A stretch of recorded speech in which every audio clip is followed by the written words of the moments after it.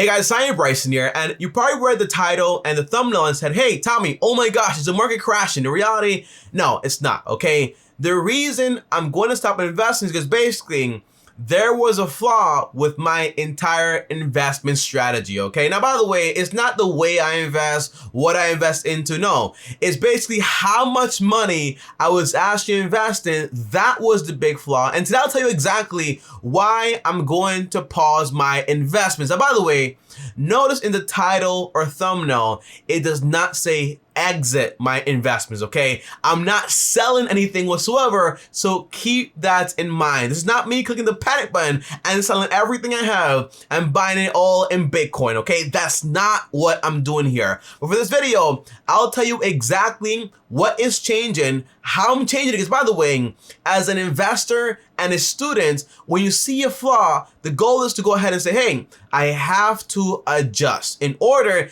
to keep improving and improving and improving, okay? So that's why in this video, I'll tell you exactly how my investment strategy has actually changed. Now, if you guys are new here, I post videos every single day, so you should also subscribe, hit the bell to get notified, and top out also destroy the like button. And if you guys don't know this, I was investing well over almost around 240K every single year. Okay, so it's a lot of money, a lot of money, and that is what's going to actually change. Now, the first thing is this, guys, okay? Here is my current plan. Also, why I was doing it like this. On top of that, why it actually became risky. Now, by the way, guys, if you guys don't know this, I was investing around 95% of my money while I live with my mom, and I only spent around 600 bucks per month, okay? But even if I move, I won't spend more than 15% of my income, which I will be moving in June 2021 to Puerto Rico. So basically this year, depending on when you're actually watching this video. Now, Tommy, why were you, or why are you currently investing all of this money? The answer is because basically the goal was to get to my retirement goal as fast as possible. That way I can have that money there for the stock market and take that money out, for example, every single year and be just fine, okay? Now, my math was very simple, guys, okay? My math was this, okay? I wanted to get $48,000 from the stock market in passive income. Now, that means at the 4% rate, okay? So meaning I take out 4% of my portfolio and it gives me $48,000. That way, I don't run out of money. Because basically, if my investments maybe, for example, 10% and I take out 4%, in reality, they're growing faster than I take them out. So I'll never run out of money, theoretically. Now, the answer is 48K is what I want. Divided by 0.04, that means I needed around $1.2 million. Now, obviously, that's going to take a long time. Now, when you're a long-term investor, that's a good thing because basically more time means more compound interest, which is awesome. However, there was a big flaw here because basically this plan was very dependent on two things: the stock market and also, for example, my income. So for example, if I had an accident, God forbid, anything happens to me crazy, I can't work anymore, I have no income, I cannot put money towards this, and most likely I will have to take money out to then go ahead and live a normal life. On top of that, if I have, for example, a baby, all right, or I want to buy a house, I wouldn't be able to do that because basically, guess what? If I'm investing 95% of my money, I can't save for anything because basically all of my money goes towards investing. The rest is basically expenses and that's it, but all of it is towards investing. On top of that, if the stock market crashes by 50% or whatever, I would want to invest more money and more money. But then it will take a while for it to recover. And then again, I would have the issue saying, hey, I don't have all the money I actually need in passive income from the stock market. And those are the main flaws when it comes to this plan. It's too dependent on my income and also the stock market, and it's never good to depend on something way too much. Now again, what I invest into is fine. It's pretty good investments, okay? How I invest is awesome, okay? Every single month, that way I get dollar cost average, same amount of money, I do rebalancing, and everything's fine, okay? Investments are great, everything's fine, but the amount of money I was investing was way too much. Now tell me, all right, if you're not gonna do this anymore, what is going to be your new plan? Now, by the way, just so you guys know this, okay, the stock market once crashed and stayed down for around 25 years. So worse things worse, right? it can happen. It can stay down for a very long time. And that's why you don't want to depend on it so much. On top of that, as a long-term investor, I'm not going to take money out anytime soon at all. So I don't want to put myself in that position right there. Okay. Now, guys, here is my new plan. And by the way, in this part of the video, you will hear, for example, a lot of big numbers. But remember, okay, it does not matter how much money I make. It matters how much money I keep. And on top of that, same thing for you. If you make, for example, 50K a year or 40K or 30K, the math is still the same for you. The plan is still the same for you. But again, remember,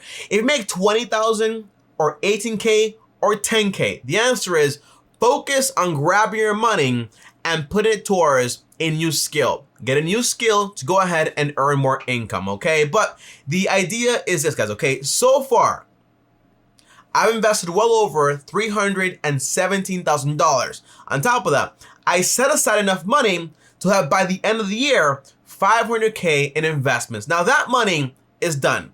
It's separate. I'm not touching it. That's it. So by the end of this year, I should have somewhere around $500,000 invested. That's taken care of. However, though, usually all of the extra money, I would also grab it and put it towards investing. That's not what I'm going to be doing anymore. Now, the new plan, guys, is based on the financial freedom steps, a course and a plan I'm creating right now. It's a 4-step plan. So here is the entire idea, guys, okay? Now, part 1, guys, is going to be this, okay? I'm going to focus on paying off all of my debt. Now, for me, guys, I don't have any credit card debt. I don't have a car loan. I don't have a mortgage, none of this stuff. But in reality, I do have, for example, student loan debt. And by the way, in this part 1, you pay off all your debt except, for example, your mortgage. That's later on in the whole part system, okay? However, okay, the big thing is this, okay? I've been waiting until September to pay them off because basically we don't know if they're gonna forgive it or not forgive it. So that's why I have been waiting, but I will not wait past September. If they say no, okay, I'll go ahead and pay it off. Now for investing, while I'm doing this, the answer is I'm only investing 1%. I'm only having fun with 1%. I'm only giving to charity 1%, okay? So everything else is basically, the priority here is just basically on paying off debt.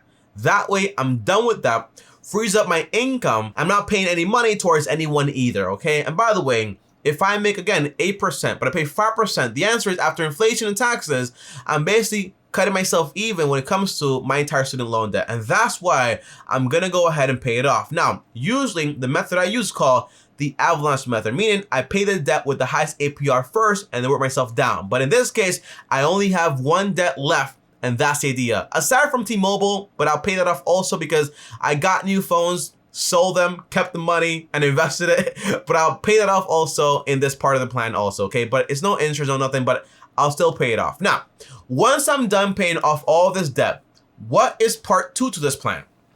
The answer is I'm gonna go ahead and build an emergency account and also, for example, resume my investments. Now, not to the same amount I was doing before. Remember, okay, I was investing 95% of my money with my mom, okay, or without my mom, living by my own, so around 85%, okay, so still a lot of money. In this case, though, I'm only going to invest 10 to 20% for myself, and then if I have a baby or anything like that, I go ahead and invest, for example, there's a 5% into a 529 account. Tommy, you're talking about babies here. Are you having a kid? The answer is no, okay? I'm fine, I'm good, I'm not having a kid, all right? Don't worry about that, all right? But overall, just 10 to 20%. Now, how will I invest? Now again, here's where the big numbers come into play, okay? Let's say, for example, I made 20K per month, guys, okay? A lot of money.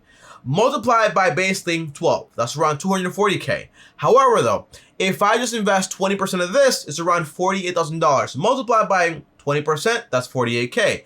Now the goal is, first of all, I will grab this money and invest first into my Roth 401k, my retirement accounts first. My employer will then match, for example, money into my 401k around 12K, so awesome. Now I would have a remainder after I max my Roth 401k minus $19,500. I will have around $28,500. This money right here, I will put it, for example, into a taxable account. So usually, okay, if I were you, I would go ahead, take advantage of my employer match, great, free money, then put money, for example, into my Roth IRA. Any money left over, I would put, for example, into a taxable account. But in my case, guys, I don't qualify for a Roth IRA. And also my employer is myself.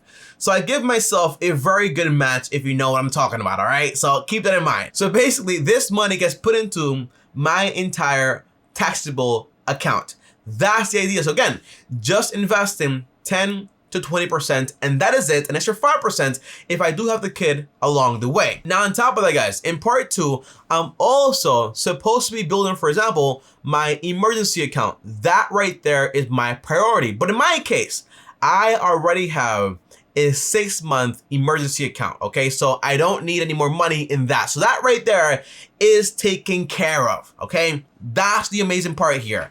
Now, once I'm done with part 1, part 2, well, part 3, I'm so sorry, okay? I keep doing this thing. I'm sorry, it's not on purpose, okay? Now, part 3 is basically lowering my expenses by buying a home and actually owning it. On top of that, resuming investing at the same time also. Meaning, I'm investing, but I'm buying a home also. Now, the goal is I have to grab the extra money I have and put it towards saving money for a 20% down payment. But if you don't have that much money, the answer is 10% is gonna be just fine. But 20% is the one that I recommend the most. Now, the goal is when buying a house, I will buy a house on a 15-year mortgage. On top of that, it cannot be more than 33% of my monthly income. That's 33% of my monthly income, okay? Including, for example, the taxes, the mortgage, the insurance, the maintenance, the HOA fee, everything included cannot exceed more than 30% of my monthly income. But in my case, guys, okay, if I make 20K per month, to spend 30% of my money on a house is absolutely bonkers. I'm not doing that whatsoever. I'm not buying a house that's expensive. In reality, I'll probably use 10 to 15% of my money, around 3K max. That's my budget when it comes to buying a home. So in my case, guys, okay, let's say, for example, I say, okay, I'm gonna buy a home in Tampa, Florida. By the way, I'm gonna be in Puerto Rico for a while, maybe like 3-4 years, but after that, I'll probably move somewhere else in the mainland, okay? That's the idea. Or maybe I won't. Who knows, okay? But for right now, let's say, for example, I decide, hey, I'm gonna go ahead and buy this house right here.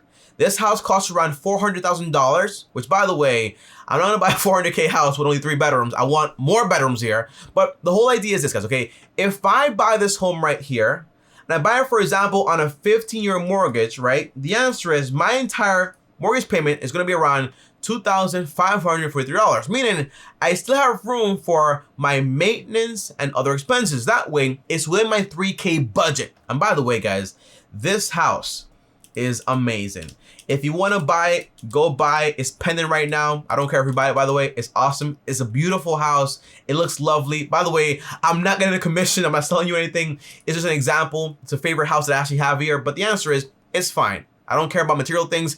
It's fine. I'll get it eventually. If it's not this one, it'll be another one. A house is just a house, okay? But overall, guys, okay? Again, my mortgage is going to be around $2,543 plus anything else. Boom, boom, boom. However, though, okay, the plan is, remember, to buy a home, but to own a home. So once I go ahead and I buy this home, right? I put down 20%, pay the closing costs, everything. The answer is, the goal is, I'm still investing that 10 to 20 to 25% if I do have a kid, right? Now, on top of that, I'm not going to stop investing, but on top of that, any extra money, around 15 to 20% of my money, I'm going to throw it towards the mortgage, meaning the goal is to pay this off as fast as possible, okay? Now, with my income, I can actually go ahead and afford to put in way more than 20% of my income and finish this a lot faster. Now, again, guys, okay, it might be 400K, it might be 250K, it might be 300K, okay? But I'm not going to go way too far. That's the idea, okay? Because basically, 3 bedrooms is fine for like when I have, for example, it's just me, my fiance, I have like my studio, great. We have maybe 1-2 kids, share a room. When we want to have more kids, we basically get a newer house, whatever, bigger house, more space, whatsoever, okay? But for right now, 250, 300K should be a good budget. But I'm using this basically to say, hey, what if I actually do this, okay?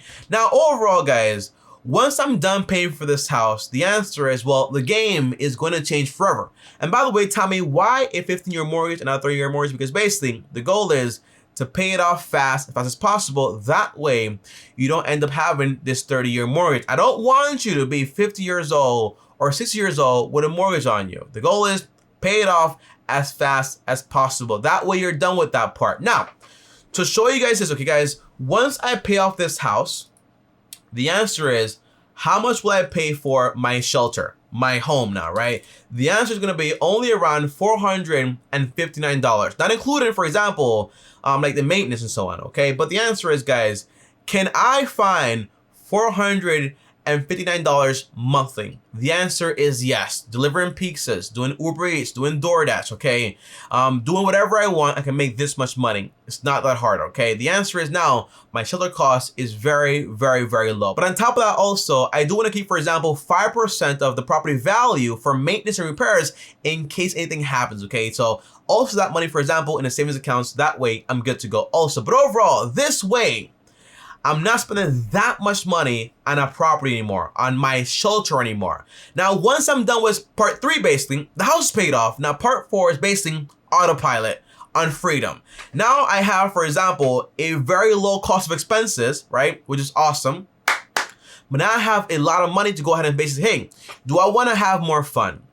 Do I want to invest more money? Or do I want to go ahead and give more money? Now, as you guys know, I'm going to go ahead and basically invest a lot more money. Obviously, I'm also going to go ahead and give a lot more money. And when it comes to fun, I'm also going to basically spend more money on those activities also. But the goal is, at this point, in order for the stock market to basically crash or anything like that, it doesn't matter at this point, because basically my expenses are low to the point where I can basically maintain them no matter what. And that's why I'm gonna do this instead of, for example, renting for a long time while I get to 1.2 million and hopefully wishing that my income stays the same and everything continues the same way. You know, you can't be too dependent on your income.